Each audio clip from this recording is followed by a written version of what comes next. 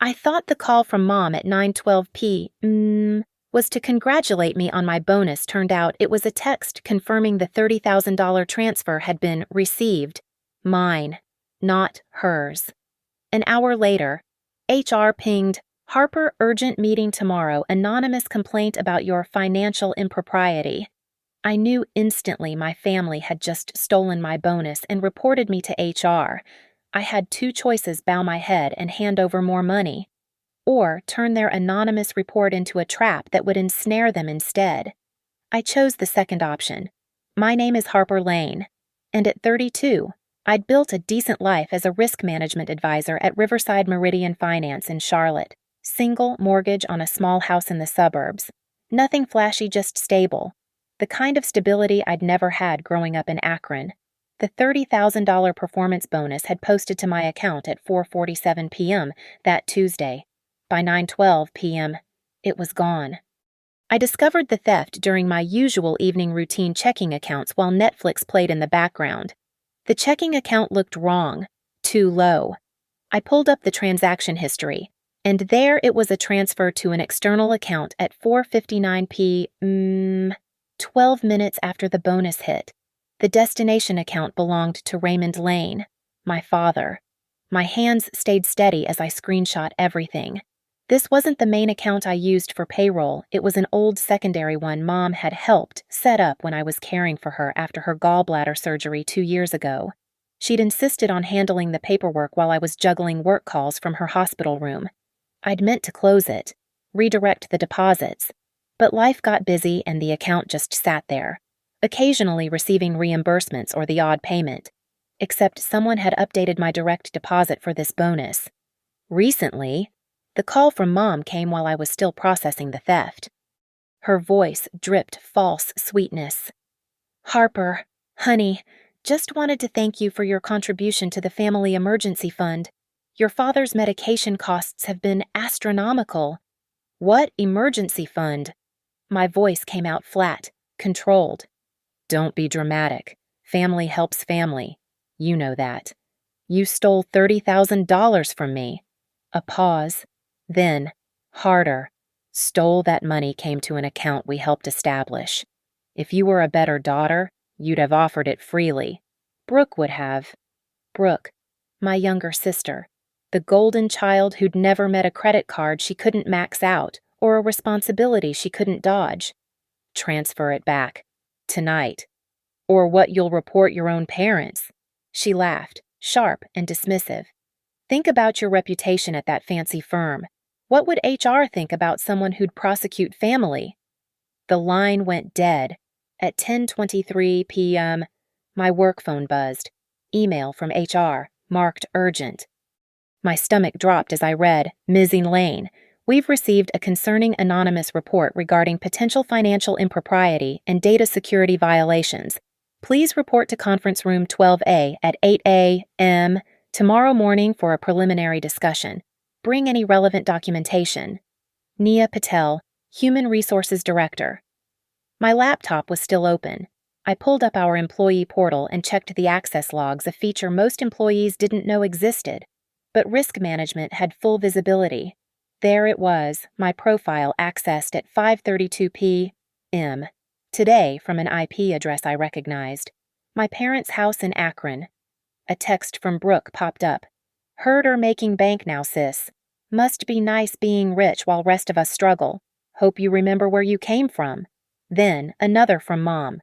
"We've done so much for you over the years. Don't make this difficult. Family shares blessings." I set my phone aside and opened a new document. If they wanted to play this game, they'd chosen the wrong opponent. I'd spent 10 years learning how to document risk, trace money, and build airtight cases. They'd just made themselves my next project. By midnight, I'd pulled 3 years of bank records, showing a clear pattern: mysterious withdrawals whenever my family knew I had money, always justified as loans or help that was never discussed beforehand. The family emergency fund they referenced never existed on paper. The medical costs Mom cited Dad's insurance covered most of it. I had the EOBs to prove it, because I'd been the one handling their insurance claims. The anonymous report to HR was their nuclear option. meant to terrorize me into compliance. What they didn't understand was that I'd survived Akron, survived poverty, survived being the family ATM for a decade. I'd built my career on identifying threats and neutralizing them. Tomorrow morning, HR would want answers.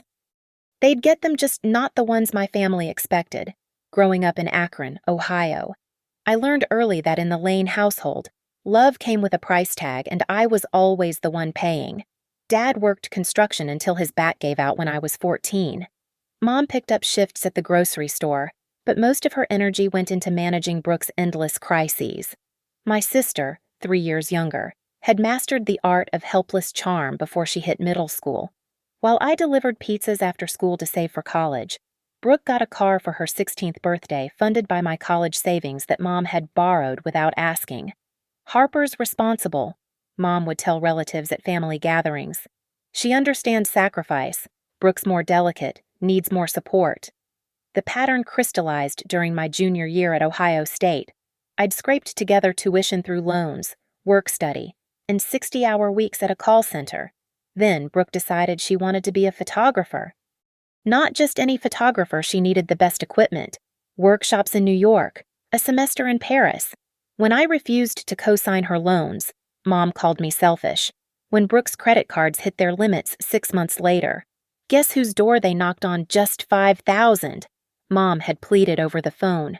"You have that internship at the bank now. Brooke could lose everything." I paid. I always paid. The requests evolved with my career. Entry-level analyst meant covering Dad's medical deductibles. Senior analyst brought demands for a family emergency fund, which mysteriously depleted whenever Brooke had a new boyfriend or Mom saw something on QVC. By the time I made risk advisor, they'd stopped asking. They'd just take. The sophistication of their methods had grown too. First, it was guilt. "We sacrificed so much for you." Then, manipulation. "Brooke's having such a hard time, and you're so blessed." Finally, subtle threats. Family remembers who stood by them. The gallbladder surgery 2 years ago had been their masterpiece. Mom needed care, and I took FMLA to help. During those 3 weeks, she had complete access to my life mail, laptop when I stepped out, financial documents I'd brought to review during her recovery. She'd been so grateful, so loving, called me her rock, her blessing. Now I understood why she'd insisted on helping with paperwork during that time. She'd been planting seeds for future harvests. I pulled up old emails, reconstructing the timeline. Every major deposit I'd received had been followed within days by a family crisis. My signing bonus, Dad's truck broke down. My first performance bonus, Brooke needed rehab, though she'd checked out after 3 days.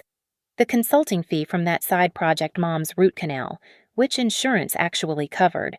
The total over 8 years came to $73,000, not including the interest-free loans that were never mentioned again, the credit cards I'd paid off, or the utilities I'd covered when they'd forgotten to budget. But this was different. They'd never stolen directly before. They'd always maintained the fiction of asking, even if the ask came with manipulation. This time, they'd just taken. And then this was the part that made my hands shake with rage. They'd reported me to HR to prevent me from fighting back. The anonymous report was probably Brooke's idea. She'd gotten vindictive since her engagement to Tyler, some real estate guy who thought he was Wolf of Wall Street because he sold condos. She'd been dropping hints about their wedding costs, how family should contribute, how it was traditional for successful siblings to help. When I hadn't offered, she'd gone cold. I found the email she'd sent 3 weeks ago. "Must be nice sitting on your throne while we peasants struggle. Tyler's family thinks it's weird you're not more involved. Makes our whole family look bad." My phone buzzed. Mom again. "I spoke to Marcy at your office today. Such a nice lady. Mentioned I was worried about your stress levels, how you've seemed withdrawn from family. She said HR takes employee wellness seriously." Marcy, the receptionist who loved gossip more than oxygen. By tomorrow, half the office would know my mother had called expressing concerns. I opened my laptop and began organizing everything: bank records, emails, text messages, access logs, each document labeled dated, indexed. The same methodology I used for compliance audits, now applied to my own family. At 2:30 a.m., I finally found it, the smoking gun. A metadata trail in the employee portal showing the direct deposit change had been submitted from Mom's iPad. The same iPad I'd bought her for Christmas, still logged into my accounts from when I'd helped her set it up. They'd painted themselves into a corner. The theft was documented. The unauthorized access was traceable. The anonymous report would have digital fingerprints. And I had 8 years of financial abuse carefully documented in a folder labeled Family Transactions. Tomorrow, they expected me to crumble, to pay them to make this go away. They'd miscalculated. The Harper who'd been their ATM for a decade was done. The one walking into HR tomorrow was a risk management advisor who'd identified a threat and was ready to eliminate it. Sleep never came. By 6 a.m., I was at my desk, tracing the technical breadcrumbs of how $30,000 had vanished from my account, the old checking account that was the key. When Mom had helped during her recovery, she'd insisted on setting up the direct deposit herself, claiming she understood the forms better. You focus on those work calls, honey. I can handle this simple stuff. I'd been grateful then, juggling conference calls while monitoring her morphine drip. Now, examining the account details, I saw what I'd missed. The account wasn't just in my name. Mom had added herself as a care assistant through a medical power of attorney form she'd had me sign between pain medication doses. The form was legitimate for medical decisions, but she'd used it to grant herself financial access. Not full power that would have triggered alerts, but enough to modify direct deposit instructions. My phone rang. Owen from IT Security, a friend who'd started the same week as me 5 years ago. Harper, weird question, did you log into the employee portal from Ohio yesterday? No. Why? Saw an access flag on your account. 5:32 p.m. IP address in Akron. You were badged in the building until 6:45 p.m. yesterday. Can you send me those logs? Already did. Harper, someone changed your bonus deposit routing 3 days ago. Then changed it back yesterday after the transfer. Professional job most people wouldn't notice. Most people aren't having their parents rob them. Silence. Then, Jesus, you need help. Maybe. Can you pull the original IP addresses for both changes? Give me 10 minutes. I called my bank next. The representative confirmed what I already knew. The transfer was legitimate from their perspective. Account holder to account holder. Proper credentials used. Without proof of unauthorized access. They couldn't reverse it. However, she added, if you file a fraud claim with supporting documentation, we can freeze the receiving account during investigation. My second call was to my cousin Derek, a paralegal in Columbus. Hypothetically, I began, if someone used medical POA paperwork to access financial accounts, that's fraud, he interrupted, and possibly identity theft. The medical POA thing, that's abuse of fiduciary duty. Criminal charges possible, but civil court's your better bet for recovery. My phone buzzed. A text from Dad. Your mother's upset. This isn't how family handles things. Call me. Then Brooke. Mom says you're threatening them. Seriously, they raised you. And another from Mom. I'm disappointed in your selfishness. We're struggling, and you're counting pennies. What would your grandparents think? My grandparents who died when I was 12, leaving me their vintage Honda that Mom sold without asking to pay for Brooke's braces. Owen's email came through with the IP logs. Both direct deposit changes came from the same device and iPad registered to Linda Lane, using the home Wi-Fi network I'd set up for them last Christmas. The anonymous HR report had been submitted from a freshly created Gmail account, but the attachment, a PDF alleging my financial improprieties, contained metadata. Created on Brooke's MacBook, the one I'd co-signed for when she'd promised to finish her online degree. I pulled up the actual PDF. It was amateur hour accusations that I'd been hiding bonuses from family members who depended on me, that I was hoarding resources while relatives suffered, that I'd manipulated my position for personal gain. It referenced specific dollar amounts only family would know and painted me as someone who'd abandoned family values for corporate greed. The kicker was the final paragraph. This employee's behavior suggests someone who cannot be trusted with financial responsibilities. Her own family has expressed concerns about her ethics. My desk phone rang. Internal number. Harper Naya Patel. I know our meeting's at 8, but could you come in now? The situation's escalated. My stomach dropped. Escalated how? We've received additional complaints. 3 more anonymous emails overnight, all alleging financial misconduct. Someone's also called the ethics hotline. Harper, I need to ask, is there anyone who might want to harm your career? Yes, I said quietly. My family. They stole $30,000 from me yesterday, and when I asked for it back, they apparently decided to destroy my career instead. Silence. Then, bring everything, every document, every record, everything, and Harper. Maybe bring a lawyer's number too. I looked at my screen. At the 8 years of evidence I'd compiled, the theft was just the latest escalation. The pattern was clear financial abuse, manipulation, and now, when confronted, scorched earth retaliation. My phone rang. Mom. Last chance, she said when I answered. Apologize. Send Brooke $10,000 for her wedding, and we'll tell HR it was a misunderstanding. You're extorting me. I'm your mother. I'm teaching you about priorities. Family comes first. Harper. Always. Then why doesn't that apply to me? She hung up. I forwarded everything to my personal email, backed it up to 3 different clouds, and printed hard copies. If they wanted war, they'd get it. But I'd be walking into that HR meeting armed with something they hadn't counted on the truth, documented in excruciating detail. At 7:15 a.m., I headed to the office, knowing that by the end of the day, either my career or my family would be in ruins. Maybe both. Conference room 12A felt smaller with 3 people waiting inside. Nia Patel from HR sat at the head of the table, her expression carefully neutral. Beside her, Marcus Webb from Legal Compliance, and my direct manager, Sandra Torres, who looked like she'd rather be anywhere else. Harper, Nia began, sliding a folder across the table. These are serious allegations. We've received 4 separate complaints about financial misconduct, misuse of company resources, and potential data security breaches. I set my banker's box of documents on the table. I understand.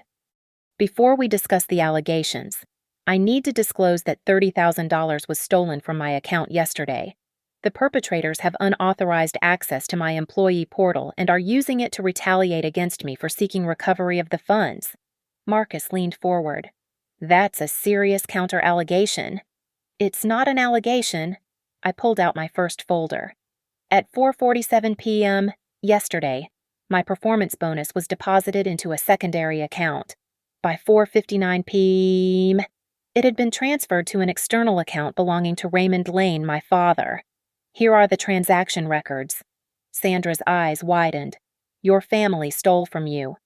They had access to an old account from when I was caring for my mother post-surgery. They modified my direct deposit instructions 3 days ago, captured the bonus, then changed it back. I laid out Owen's IP logs. These changes were made from an iPad at my parents' home while I was physically badged into this building. Nia studied the logs. And you believe they're behind these complaints? I know they are. I opened the second folder. This PDF attached to the anonymous complaint contains metadata showing it was created on my sister Brooke's laptop. The Gmail account was created minutes before submission, but the IP address matches my parents' home network. Walk us through the timeline, Marcus said, now taking notes. 9:12 p.m. last night. My mother called to thank me for the family contribution. When I demanded the money back, she threatened to damage my reputation here. 1 hour later, I received your email about the anonymous complaint. 3 more complaints followed overnight, after I refused their demand for an additional $10,000. I pulled out my phone, showing the text messages. Nia photographed each one. This morning at 7:10 a.m. My mother called with an explicit ultimatum. Give them money and they'll recant the complaints. She called it teaching me about priorities. Sandra looked sick. Harper, why didn't you come to us sooner about the family situation? Because until yesterday, they'd never crossed into criminal territory. Manipulation and guilt aren't crimes. Theft and extortion are. Marcus cleared his throat. The complaints allege you've been hiding bonuses, manipulating your position for gain, and hoarding resources while family members suffer. How do you respond? I pulled out the thickest folder. 8 years of bank records showing $73,000 in documented transfers to family members, every loan that was never repaid, every emergency that mysteriously coincided with my deposits, every guilt-driven payment extracted through manipulation. The room was silent as they reviewed the records. They also allege, Naya continued carefully, that you've been using company resources for personal gain. The only company resource mentioned specifically is my access to financial systems, the same access that's monitored, logged, and audited quarterly. I invite you to review every action I've taken on our systems. You'll find nothing improper. We already did, Marcus admitted. Your access history is clean, but Harper, we have a problem. These complaints, even if fraudulent, trigger mandatory investigation protocols. Your accounts have to be suspended pending review. My chest tightened. For how long? Typically, 2 weeks minimum. 2 weeks without access meant my projects would be reassigned. The promotion I'd worked toward for 2 years would evaporate. My reputation would be tainted regardless of the outcome.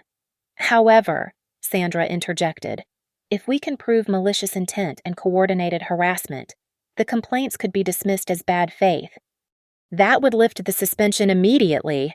What do you need? I asked. More than metadata, Marcus said. We need direct evidence linking your family to the complaints and proof of extortion. I pulled out my final document. I have one more thing. This morning, I sent my parents a formal email requesting return of the stolen funds within 24 hours. I mentioned potential legal action if they didn't comply. And I showed them my phone. A response from my mother, sent 12 minutes ago. We've already told HR about your threats. Return the money we deserve for raising you, plus $10,000 for Brooke's wedding, or we'll make sure you never work in finance again. You have until noon. Marcus stood up. That's explicit extortion. Naya, I recommend we flag these complaints as criminal harassment. Harper, do you intend to press charges? I thought about 18-year-old me, working 3 jobs to escape Akron.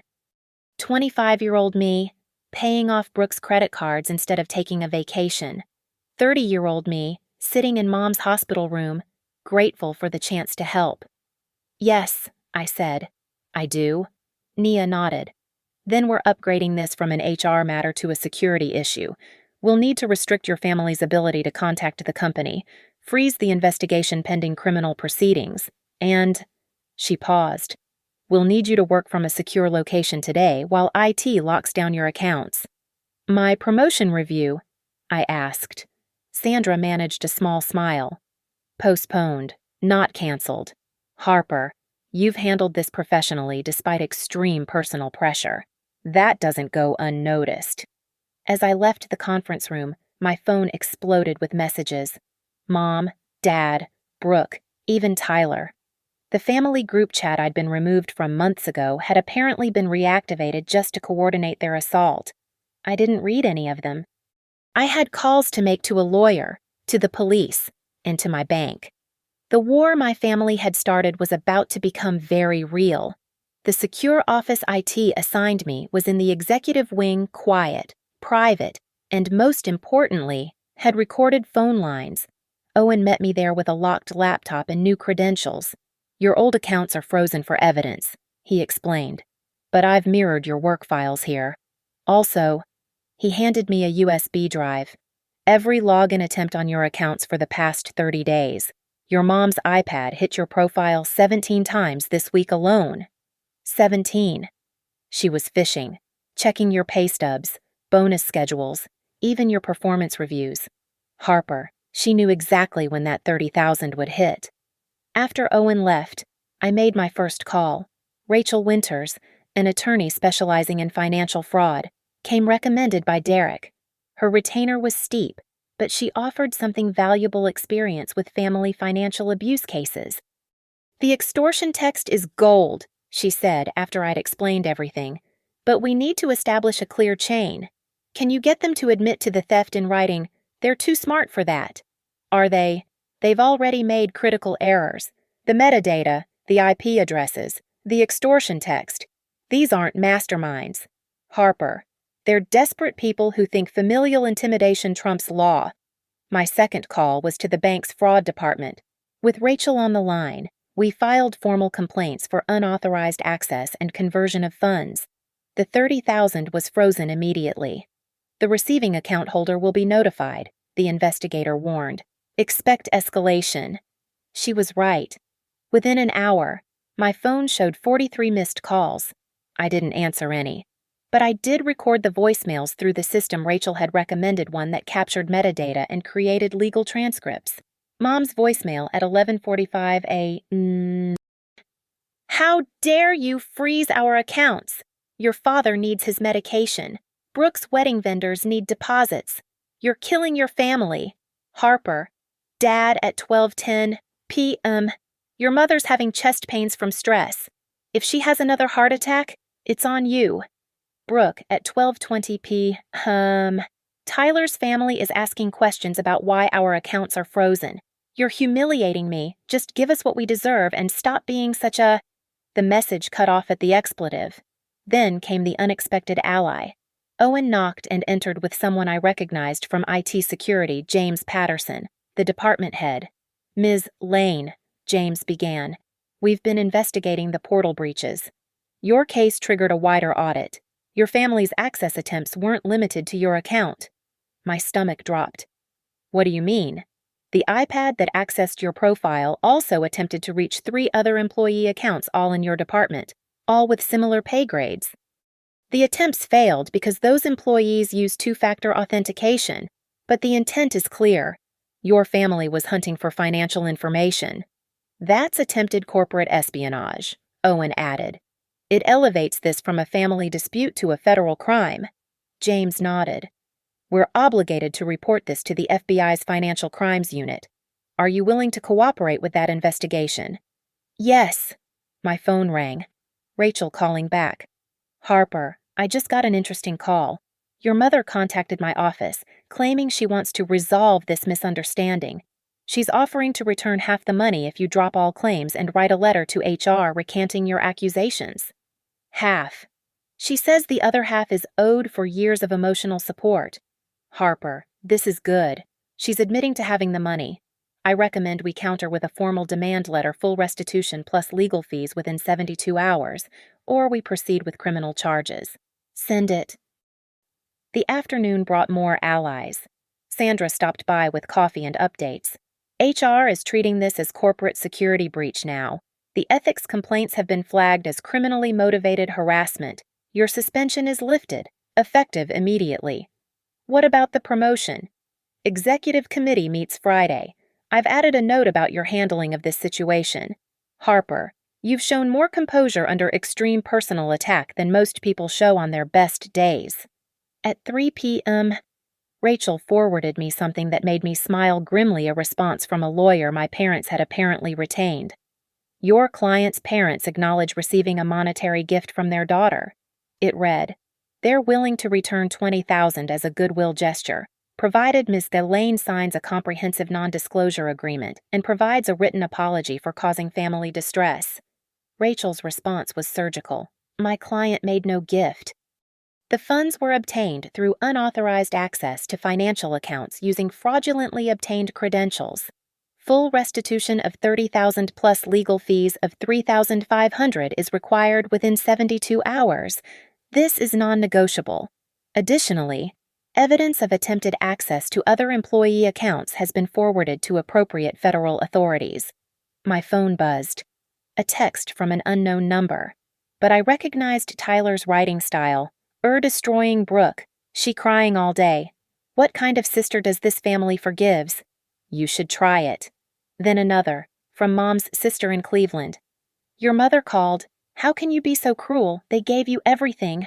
I forwarded both to Rachel and added them to my evidence folder. Each message strengthened the harassment case. At 5 p.m., Owen returned with James and someone knew Special Agent Sarah Coleman from the FBI's Cybercrime Division. Ms. Lane, she said, showing her credentials. We'd like to discuss your family's unauthorized access to corporate systems. This is now a federal investigation. The stakes had just changed completely. What started as family theft had become something my parents never anticipated, a case that could end with federal charges. I looked at the evidence spread across the conference table. IP logs, bank records, text messages, voicemails, legal correspondence. My family had given me everything I needed to destroy them. The question was no longer whether I'd win. It was how much scorched earth I was willing to leave behind. Thursday morning, 8 a.m., conference room. A, the big one, usually reserved for board meetings. This time, it hosted what Naya called a resolution session.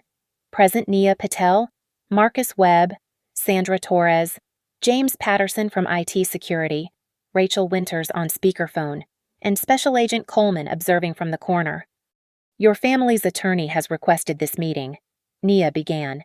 They claim there's been a misunderstanding. The door opened. My parents entered with their lawyer, a tired-looking man named David Brennan. Mom had dressed for sympathy conservative dress, minimal makeup, playing the wounded mother. Dad looked older than his 61 years. They sat without acknowledging me. Brennan started immediately. My clients are prepared to return $25,000 to avoid further family conflict. This generous offer... Stop. Rachel's voice came sharp through the speaker. Your clients stole $30,000. They attempted to access other employee accounts. They filed false complaints to HR. They sent extortion threats in writing. This isn't a negotiation. Mom's composure cracked. Harper, please. We're your parents. We made a mistake. 17 times, I interrupted, sliding Owen's report across the table. You accessed my account 17 times this week. You knew exactly when my bonus would arrive. You changed my direct deposit 3 days in advance. That's not a mistake. It's a planned theft. Marcus cleared his throat. Mr. Brennan, are you aware your clients attempted to access multiple employee accounts? Brennan's face went pale. I was not informed of this. James pushed forward his laptop, showing the access logs. 4 attempts on other accounts. All failed due to two-factor authentication. That's attempted corporate espionage. Additionally, Agent Coleman spoke for the first time. We've traced the anonymous complaints. The digital footprint leads directly to your client's devices. Filing false reports to harm someone's employment is a federal offense. Dad finally spoke. You never meant to get caught, I said quietly. Just like you never meant for me to find out about the $20,000 from Grandma's estate that you kept, or the car you sold, or the bonds you cashed. Mom's mask slipped entirely. You ungrateful, we raised you. We deserve compensation. Compensation. I pulled out my final folder. $73,000 over 8 years. Every emergency, every crisis, every guilt trip. I have receipts for all of it. Rachel's voice cut in. My client is prepared to pursue criminal charges for theft, fraud, extortion, identity theft, and harassment. Federal charges for the corporate breach attempts. Civil suits for financial abuse and breach of fiduciary duty. Or your clients can return the full $30,000 plus legal fees within 24 hours and sign a comprehensive agreement to cease all contact. Brennan whispered urgently to my parents. Mom was shaking her head, but Dad looked defeated. We need a moment, Brennan said. 5 minutes. Nia responded. They stepped out. Agent Coleman moved closer. Ms. Lane, if they don't accept, we'll be arresting them tomorrow. The evidence is overwhelming. When they returned, Mom's eyes were red, but her jaw was set with fury. Brennan spoke carefully. My clients will return the full amount plus legal fees. However, they want assurance that family relationships can be repaired in the future. No, I said firmly. The agreement includes permanent no contact. They don't call, email, text, or communicate through third parties. They don't come to my home or workplace. They don't access any of my accounts or information. Violation means immediate criminal prosecution. You're disowning us. Mom's voice pitched high. Over money. You disowned me when you chose theft over asking, when you tried to destroy my career rather than return what you stole, when you treated me like an ATM instead of a daughter. She turned to Dad. Say something. Dad looked at me for the first time since entering. We'll sign. Ray. Mom gasped. We'll sign. Linda, it's over. Rachel's voice was professional. The full $33,500 must be wire transferred by 5 p.m. tomorrow. The signed agreement must be notarized and delivered by noon tomorrow. Any deviation, any delay, and we proceed with criminal charges. Brennan nodded. Understood. As they stood to leave, Mom made one last attempt. Brooke's wedding is in June. You're really going to miss your sister's wedding. Brooke made her choice when she created that PDF, I replied. She can explain to Tyler's family why her sister won't be there. They left without another word. The room sat in silence for a moment. Sandra spoke first. Harper, that was incredibly difficult. Are you okay? I will be. Nia closed her folder. For what it's worth, the company is implementing new security protocols based on your case. You've potentially saved others from similar situations. Agent Coleman handed me her card. If they violate the agreement, call immediately. We'll have flags on their digital footprints. By noon, I was back at my desk. My accounts were fully restored, my promotion review back on schedule. Co-workers who'd heard whispers of the drama gave me space, for which I was grateful. At 4:30 p.m., Rachel called. The wire transfer just hit, full amount. The signed agreement arrived an hour ago, properly notarized. Harper, you won. I stared at my screen. At the banking confirmation showing $33,500 restored to my account. Victory felt hollow but necessary. My phone buzzed. Brooke, one final message before the no contact went into effect. Hope or happy, you got her money and lost her family. Mom cries all day. Dad won't talk. You ruined everything. I deleted it without responding and blocked the number. Then I blocked them all, every aunt, uncle, cousin who might become a flying monkey. The money was back. My job was secure. My family was gone. It was the best $30,000 I'd ever spent. 2 weeks passed in relative peace. The no-contact order held. The money sat safely in my account, and work returned to normal. I should have known it wouldn't last. The first sign came through LinkedIn. A message from Tyler's brother, Kevin. You should know what your family is saying about you at wedding events. Might want to protect your reputation. Attached was a photo from Brooke's engagement party. A printed email was pinned to a bulletin board labeled Wedding Updates. The email appeared to be from me to Brooke, full of vicious insults about Tyler's family and threats to ruin her wedding. The date stamp was 3 days after the no-contact agreement. I'd never written it. Rachel was on it within hours. They're technically not contacting you, but this is defamation. We can add it to the civil suit. There's more, I said, forwarding her screenshots from various social media posts. Extended family members were sharing stories about my mental breakdown and persecution of elderly parents. Aunt Carol had posted a GoFundMe titled, Help Linda and Ray Recover from Financial Abuse by Their Daughter. But Mom had made a crucial error. The fake email contained banking information my supposed demand for $50,000. She'd included a routing number and account number. My routing number, but not my account. The account belonged to her. That's wire fraud, Rachel said immediately. She's impersonating you to solicit funds. Federal crime, Harper. Friday morning. I sat in Agent Coleman's office as she reviewed the evidence. Your mother's not as clever as she thinks, Coleman observed. The email metadata shows it was created on her iPad. Same device we've been monitoring. Monitoring. Part of the agreement allowed us to flag suspicious activity. She's been trying to access your credit report through various websites. Each attempt is logged. My phone buzzed. Owen, check your email. Now! I opened it to find a company-wide message from an address spoofing our CEO's name, claiming I'd been terminated for embezzlement. It had caught it before it reached most employees, but dozens had seen it. That's it. Coleman stood. We're moving on arrests today. By 2 p.m., local news had picked up the story. Charlotte parents arrested for cybercrimes against financial advisor daughter. The details were sparse, but enough. Mom and Dad were charged with wire fraud, identity theft, computer crimes, and violation of a no-contact order. Brooke called from a blocked number that afternoon, screaming into my voicemail, "They're in jail. Mom's in jail because of you. The wedding venue canceled. Tyler's family is horrified. You've destroyed everything."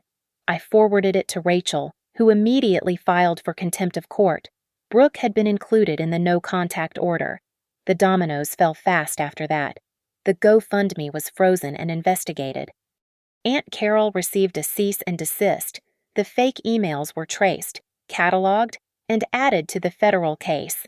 But the real victory came from an unexpected source. Tyler reached out through his attorney.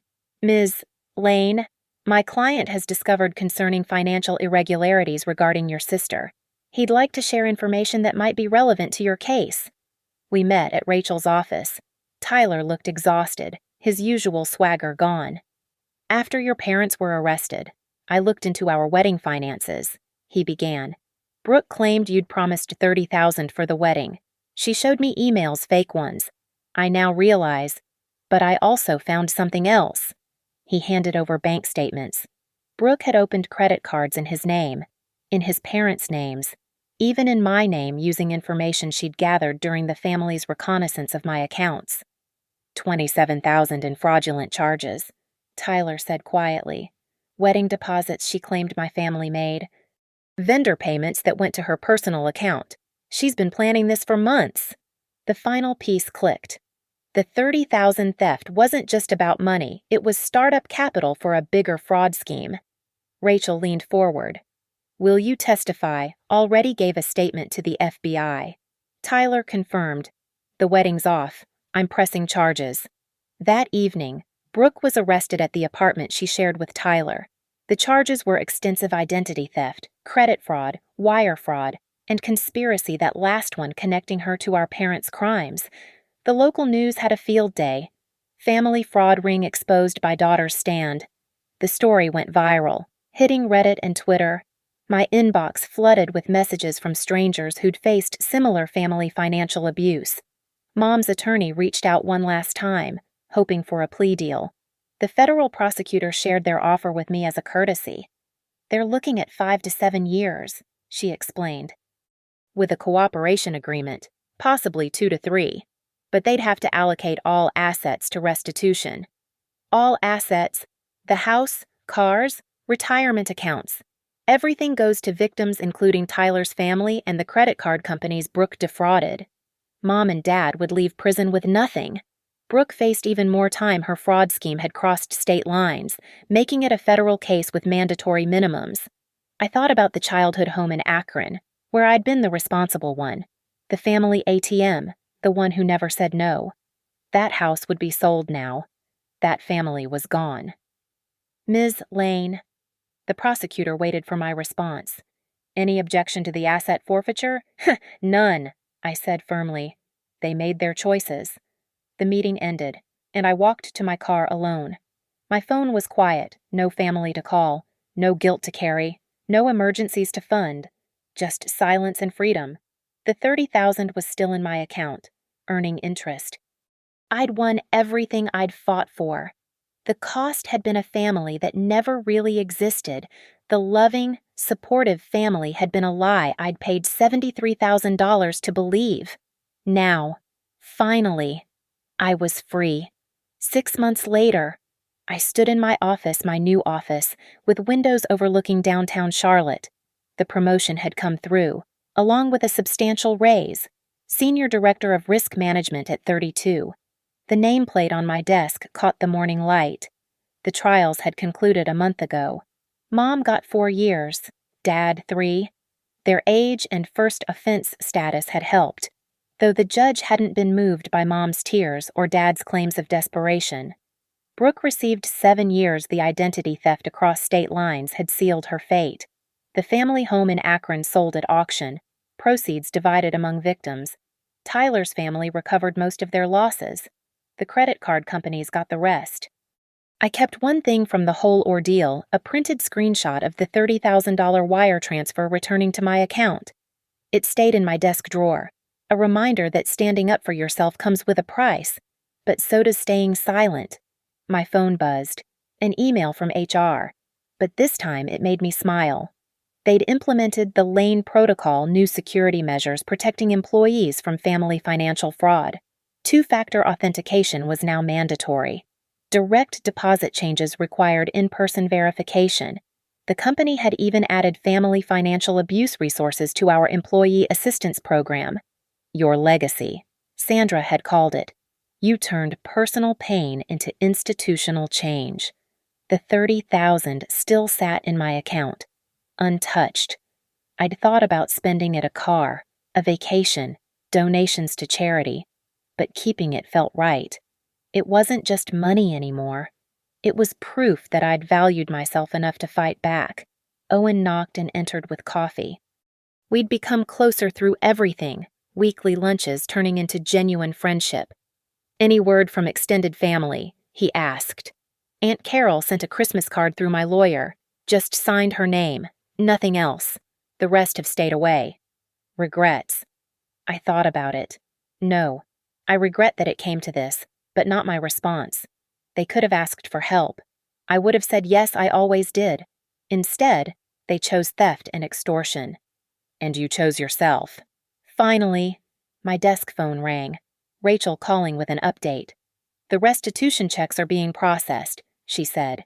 You'll receive an additional $12,000 from the asset forfeiture money they'd hidden in various accounts. I don't want it. Then donate it. But Harper, it's yours by right. They stole more than money from you over the years. After I hung up, I pulled out the one family photo I'd kept from when I was 7, before Brooke was born, before the dynamics poisoned everything. Mom and Dad looked young, hopeful. I looked trusting. I fed it into the shredder.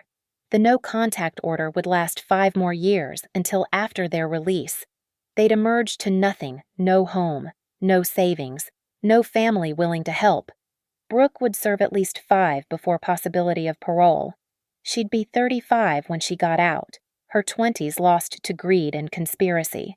Some might call it excessive, destroying your family over $30,000. But it wasn't about the money, it never was. It was about the 43 missed calls demanding more, the 17 unauthorized account accesses, the $73,000 taken over 8 years, the anonymous complaints designed to destroy my career, the fake emails, the fraudulent credit cards, the systematic treatment of me as nothing more than a resource to be exploited. It was about learning that love shouldn't come with a price tag. My computer chimed with a calendar reminder, Finance Ethics Panel, guest speaker. The university had invited me to speak about financial abuse and professional boundaries. My story had become a cautionary tale in financial circles, written up in trade journals and compliance newsletters. I locked the printed transfer in my drawer and headed to the conference room. 15 young professionals waited, eager to start their careers in finance. They'd learn about risk management, compliance, and fraud detection. But maybe more importantly, they'd learn that sometimes the greatest threats come from those closest to us, and the most important boundaries are the ones that cost us the most to enforce. Good morning, I began. I'm Harper Lane, and 6 months ago, my family stole $30,000 from me. Today, I'm going to tell you what happened next, and why the money was the least important thing they took. The room was silent, attentive. I opened my presentation, When Family Becomes a Financial Threat, a case study. The $30,000 sat in my account, untouched and somehow perfect, not spent, not given away, just existing as proof that I'd won a war I never wanted to fight. Mom used to say family helps family. She was right. The best help I ever gave my family was stopping them from destroying us all. I clicked to the first slide and began, "Family financial abuse affects 1 in 6 professionals. Here's how to recognize it, document it, and end it." The transfer receipt remained in my drawer, $30,000 that bought me freedom from a family that had only ever seen me as an ATM. It was the best investment I'd ever been forced to make. Thank you for listening to my story. I'd love to know where you're listening from. Drop a comment below and let's connect. If this story resonated with you, please subscribe to the channel and share your thoughts. Have you ever had to set difficult boundaries with family over money? Your experiences matter, and this community is here to listen and support each other.